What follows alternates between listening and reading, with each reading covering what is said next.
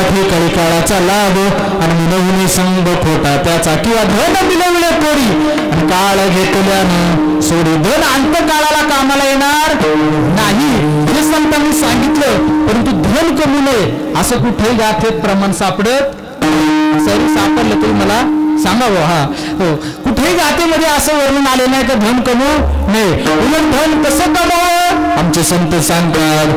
जोडणी धन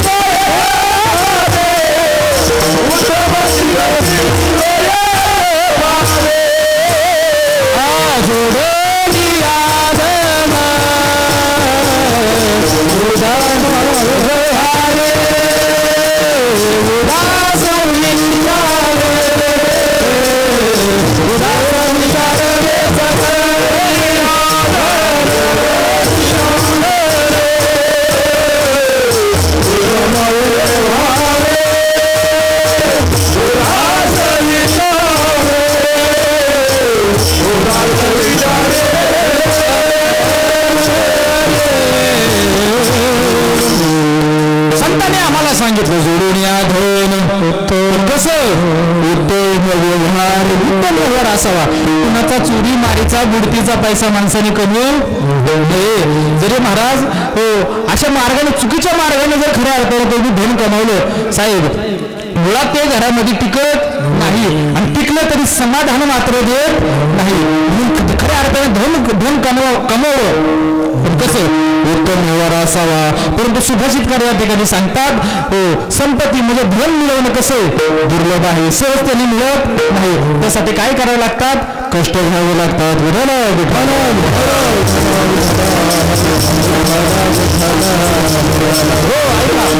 धन मिळवण्यासाठी जेवढा कष्ट घ्यावे लागतात शारीरिक कष्ट म्हणा किंवा बौद्धिक कष्ट हे घ्यावे लागतात. पण ऐका नुसत्या शारीरिक कष्टाने सुद्धा धन मिळत नाही. जरी शारीरिक कष्टाने नुसतं धन मिळालं असतं तर आता सध्या जे रोडवर काम करणारे जे कामगार आहेत ना ह्याच्यात त्यांनी सर्व श्रीमंत असते. तुम्ही म्हणा का कारण त्यांचे कष्ट कोणी घेते का नाही ना. ते ज्या अर्थी खऱ्या अर्थाने श्रीमंत नाही त्या अर्थाने नुसतं शारीरिक कष्टाने सुद्धा धन मिळत नाही. तुम्ही म्हणाल बौद्धिक कष्टाने धन मिळतं पण बौद्धिक कष्टाने सुद्धा धन मिळत नाही. काही वेळ बाबा एवढी विद्वत्ता असतील त्यांना पारमार्थिक संत साहित्यातील विचार किंवा राजकीय विचार कोणत्याही क्षेत्रातलं जर विचारलं तरी सर्व क्षेत्रातील त्यांना खऱ्या अर्थाने ज्ञान असतं. परंतु त्यांच्या जवळ धन असेलच याची काही शाश्वती नाही. मला सांगा बिरबल एवढा हुशार होता.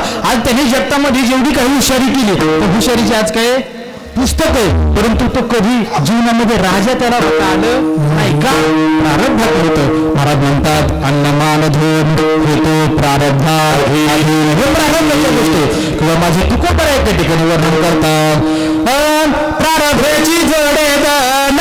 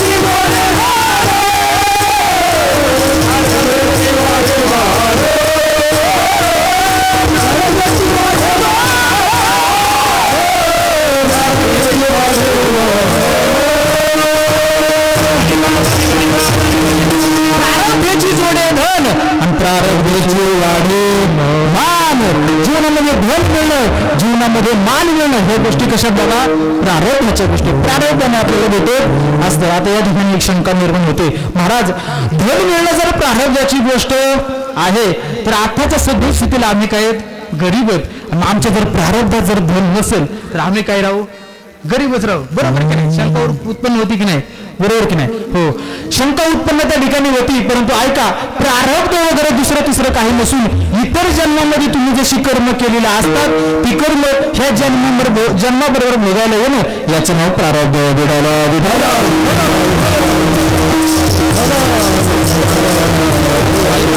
पहिला म्हणजे लक्ष द्या आपल्याकडे एखादं मूल जन्माला आलं तर मूल जन्माला आल्याच्या नंतर 5 दिवसांनी काय असते त्याची पाचवी जे काय असेल ते पाची असते. आणि त्या पाचीच्या वेळेस असं म्हणतात की जो दिवा त्या ठिकाणी लावला जातो तर मी काही जास्त पाहिलेलं नाही परंतु सांगतो ऐका दिवा त्या ठिकाणी लावला जातो आणि दिवा लावल्याच्या नंतर असं म्हणतात की बाबा तो दिवा विजू द्यायचा नसतो बरोबर ना.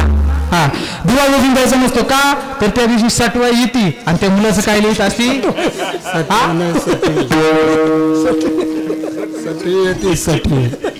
काय लिहित असती नशीब लिहित असते. नशीब म्हणजे दुसरं तिसरं काही नशीब प्रारब्ध हा काय समानार्थी शब्द आहे.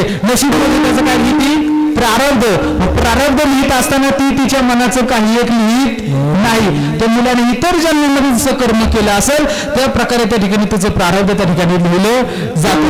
म्हणून त्या ठिकाणी धन मिळणं हा प्रारब्धाचा भाग आहे. परंतु ऐका नुसता प्रारब्धाचा भाग सुद्धा नसून त्याला प्रयत्नाची जोड असावी लागते. प्रारब्ध उत्तम असतं पण प्रयत्नाची जोड नसते. बाबा आपण समाजामध्ये काही मंडळी पाहत असतो त्यांचा आवाज खूप बाबा सुंदर आहे म्हणजे ईश्वराने प्रारब्धाने त्याला दिलंय बरोबर की नाही. प्रयत्न करणं कोणाचं काम आहे त्याचं काम आहे का नाही. चालून म्हणणे पाहिजे समाजात सराव केला पाहिजे कुणाकडून तरी शिकलं पाहिजे. आवाज उत्तम आहे प्रारब्धाने दिलं परंतु प्रयत्नाची कमतरता परिणाम येत नाही. तसं धड मिळणं हे प्रारब्धात असून चालत नाही त्याला निश्चित प्रयत्नाची ओढ लागते.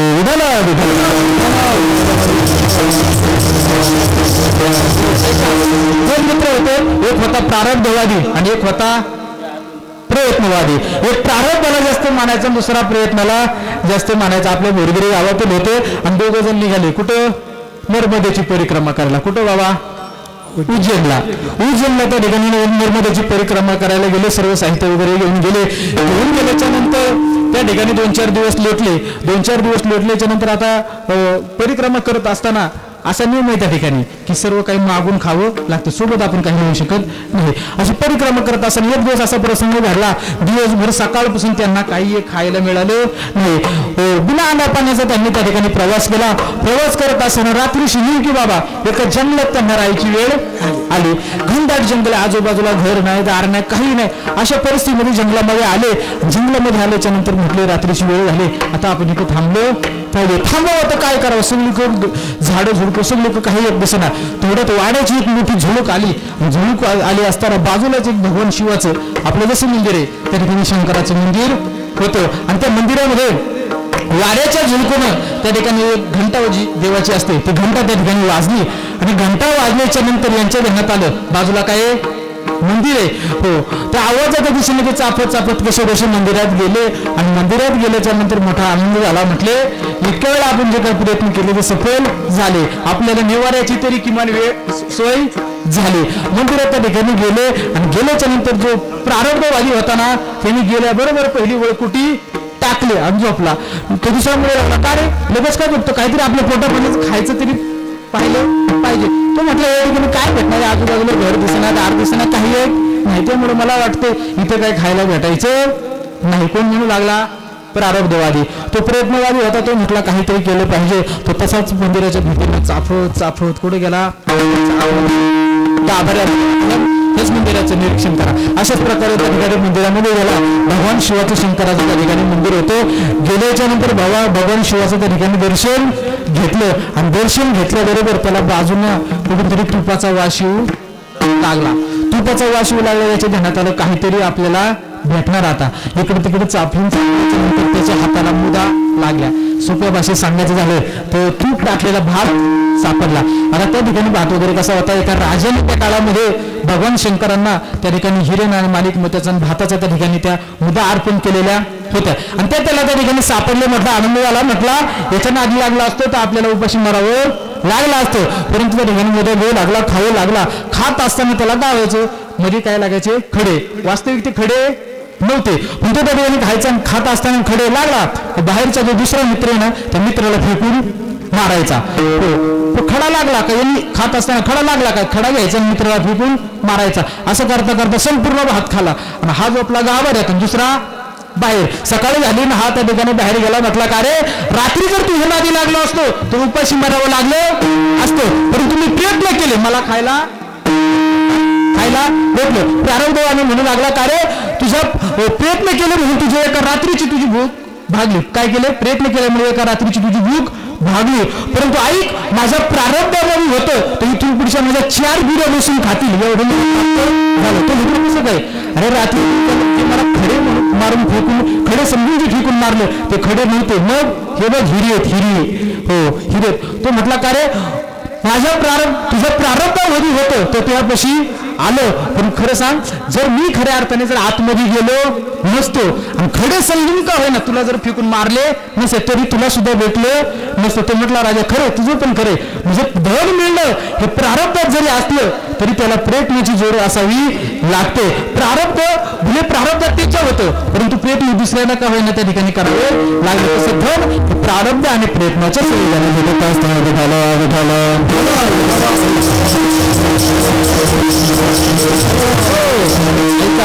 धन मिळणं जीवाला कसे दुर्लभ आहे, प्रारब्ध प्रयत्नाने आपल्याला धन मिळणार आहे. दुसरी गोष्ट संपत सरस्वती म्हणजे विद्या मिळणे दुर्लभ आहे. तुमच्या गावातील मुलांविषयी मला खऱ्या अर्थाने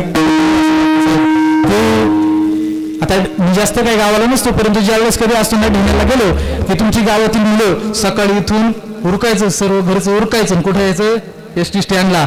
एसटी स्टँडवरून गाडी पकडायची, पुन्हा पुढे ढेण्यात शाळा करायची. शाळा केल्याच्या नंतर पुन्हा एसटी स्टँडला यायचं, एसटी पकडून पुन्हा इकडे यायची. एसटी असेल नसेल काही सांगता येत नाही, कधी केलं. म्हणजे ही विद्या त्यांना मिळवायची. किती साहस करावं लागतो का नाही, इथून सर्व फिरणं जाणं हे तरी म्हणजे विद्या जीवनामध्ये मिळवण्यासाठी खूप अशा प्रकारचा साहस करावा लागतो. विद्या जर नोकरी लागायची असेल तर 12वी पर्यंत शिक्षण घ्यावं लागतं. शिक्षण घेतल्याच्या नंतर पुन्हा 3-4 वर्ष डिग्री घ्यायची, त्यानंतर पुन्हा नशिबात असेल नसेल त्यावेळेस कुठे नोकरी लागतो. म्हणजे शालेय जीवनातील विद्या जरी मिळवायची म्हटली तरी जीवाला काय करावं लागतं, प्रयत्न करावा लागतो. पारमार्थिक जीवनातील आता समजा एखादी वादन कला आहे ही जर शिकायची म्हटलं तर हिच्यासाठी थोडंसं आहे काय हा आळंदी सारख्या ठिकाणी राहावं लागतं. किमान 1-2-3 दिवस नाही 3-4 वर्ष राहावं लागतं. क्लाससाठी इकडे तिकडे वळवळ करावी लागती. रातभर घाटावर प्रॅक्टिस करावी लागती. 3-4 वर्ष त्यावेळेस कुठं समाजामध्ये वाजवता येतो. आणि त्यातल्या त्यात आपल्या इकडल्या भागात साहेब जर आलं की त्यातल्या त्यात गावाकडल्या लोकांचं थोडंसं ती काय करतात आता बोलू नाही तसं पण असतो विषयामध्ये आले आता सामान्य जातो. सर्वसामान्य माणसं काय करतात एखाद्या वादकाची सर्वसामान्य माणसाची बराबरी करायला पाहतात. आणि कायला त्यांना एवढं लागत अरे बाबा त्याला जे काही मानधन दिलं जातं ते त्या 2 तासाचं नसतं. त्या 2 तासासाठी त्यांनी 5 वर्ष किती कष्ट केलेले असतात. त्या कष्टाचे त्याला काय असतात मानधन. मला सांगा आता एखाद्या मंडळींचं तुमचं गावामध्ये घराचं काम चालू असेल किंवा नसेल घरी चालू तरी तुम्ही घरं बांधलेली असतील मंडळी. ऐका आता घर बांधायचं म्हटलं तर सर्वात महत्वाचं पहिलं काय पाहिजे मिस्त्री बरोबर की नाही. आणि त्याच्या खाली हाताखाली करणारे कामगार. आता मिस्त्री जर तुमच्या आता समजा घरावर कामाला असेल तर सध्या त्याला काय रोज आहे साधारण मिस्त्रीला काय रोज आहे 1000-1200 दिवसाचा रोज बरोबर की नाही. आणि त्याच्या हाताखाली जो कामगार आहे त्याला 300-400-500. मला सांगा मिस्त्री ज्यावेळेस सकाळी 8ला आला कामगार सुद्धा 8लाच येतो. त्याला ज्या वेळेस चाय त्याला यावेळेस सुद्धा चाय. त्याला ज्या वेळेस जेवण आहे त्याला सुद्धा यावेळेस जेवण आहे. मिस्त्री 5ला घरी जाणार कामगार सुद्धा 5ला. त्याला 1000-1200 याला 500 किंवा 300 रोज असं का काम तो तेवढं पण दिवसभर करणार ना. मग त्याला